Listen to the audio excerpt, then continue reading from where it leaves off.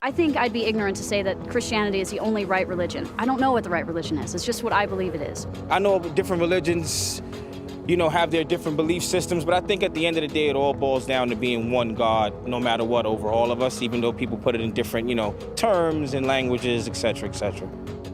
Some people they need religion, they need Jesus, and they need something to believe in. And my response would just be good for you. I think religion's a double-edged sword. There's a lot of good and there's a lot of bad that can come out of it. And I'm not sure if it's from religion that the bad or the good comes out of it, or whether it's the people. La cristianidad es muy importante porque podemos aprender valores cristianos donde donde descubrimos más acerca de nosotros. These days, I think too much religion is based around money when money has nothing to do with God. What the hell does God need money for?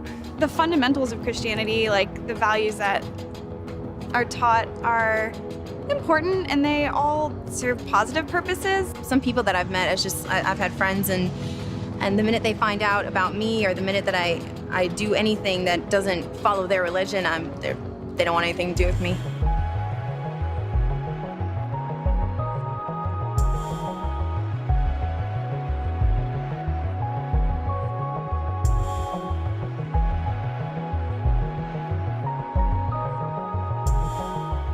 There are many ways as there are people in the world to God. Each person has their own path. My view on anyone who claims to have a monopoly on truth is that, there's no one truth about anything. I think that a lot of religions say the same thing in different ways.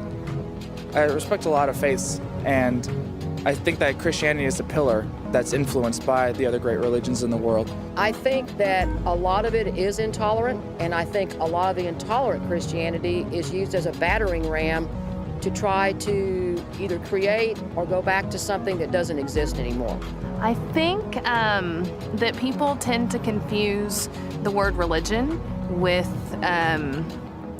Christianity and what the Bible actually says. I think there's some wonderful teachings in Christianity and wonderful sayings.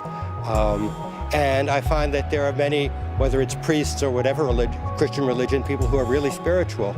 But unfortunately, I find them the exception, not the rule. And I think, again, it becomes more enforcing a set of values rather than exploring truth with other people. It's trying to tell people what to believe rather than helping them find it.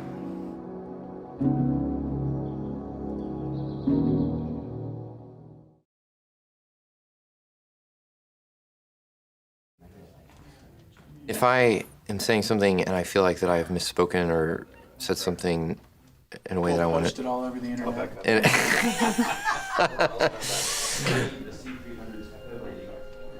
Yeah, In-N-Out's gonna be served in heaven, bro.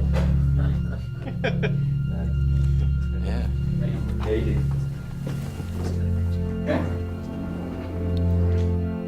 Wrong.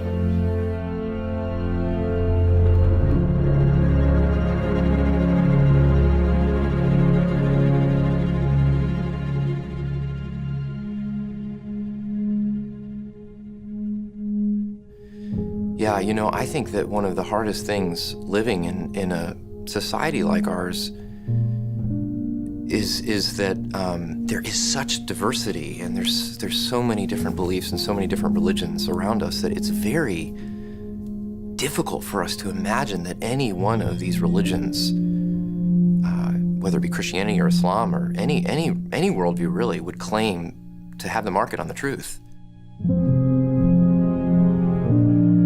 A couple years ago, I was influenced by an author and a man who was a missionary in India, and his name was Leslie Newbegin. And he told this parable. There's an old story in India about a king and an elephant.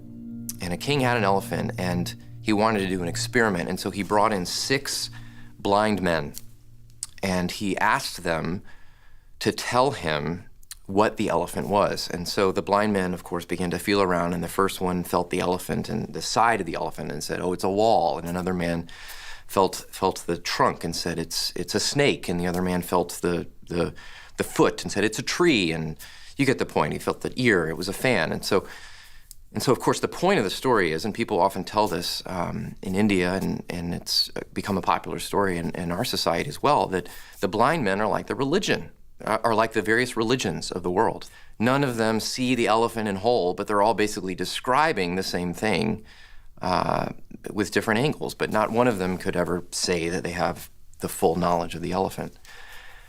Here's the problem with that, and I was really helped by this, because what this man, Leslie Newbigin, said is the only way that anyone can ever come to that conclusion is if you are in the position of the king. The only way that you can ever say that each of the individual blind men only have part of the truth is if you are the king and you are looking down and seeing the whole picture, seeing the whole elephant, and are able to judge each of the blind men accordingly. And so the application to our time is this, is that I think when people say all religions are basically the same, that sounds really tolerant and it sounds really humble. But in reality, it's kind of an arrogant claim. It's sort of like saying you're in the position of the king, that you can see the whole picture and that each of the religions can only see a part of it. When it comes down to it, I think what I've realized is that we're all exclusivists. All of us are making exclusive claims, whether you say that God is a Trinity, like we say in Christianity, or whether you say God is one, the way they do in Islam or Judaism, or if you say God is many, the way they do in Hinduism, or if you say there is no God, as you do in secular humanism, or you say that all gods are basically the same, which is basically progressive, sort of progressive self-made American religion. In every single case, you are making an exclusive truth claim that has the potential to exclude. You're making a statement about ultimate reality. So I think one of the best ways to do it is just to admit the ways that you're exclusive, to admit that yes, the Christian religion does say that Jesus Christ is the only Savior and Lord. And let's just take all of our exclusive views and put them out on the table and have an honest debate about them. I think that's a lot more honest than saying that all religions are the same. We think that narrow means intolerant, right? And intolerance somehow is the cardinal sin of our world, right? If you're playing a guitar, I mean, how many G's are there? How many notes? How many ways can you play a G? There's one way to play a G. You're either on key or off key.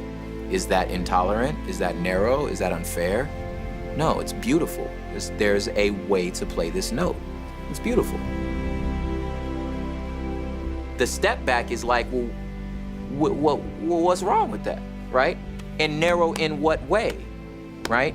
Narrow in the way of being clear, in being concise, in being decisive, in being attainable, right? Right? Yeah, in that sense, absolutely. But isn't that a good narrow? Like, aren't these good things? That like, it's not like I'm shooting up, I'm throwing spaghetti at the wall and hoping that one of them sticks. You know what I'm saying? Like, that's broad, right? But come on now, like, who's trying to live like that? That you just toss up stuff and hope that something stays on there. Like, nah, man, like, tell me the bullseye, Tell me the target. How do I fix this? How was man made right with God? I'm gonna be like, well, I ain't figured it out. Oh, no, I won't. Who has? Nobody's figured it out, right? No, I need you to tell me. How do we get this? So in my mind, I'm like, man, why is narrow bad? Narrow's, in a lot of contexts, good, right? Doesn't mean it lacks grace, doesn't mean it lacks love. As a matter of fact, it's the opposite. I like the phrase that truth is narrow. It narrows your options, but grace is as wide. So you've got to hold to the narrowness of truth and the width of grace. And it's a tension you play between the two.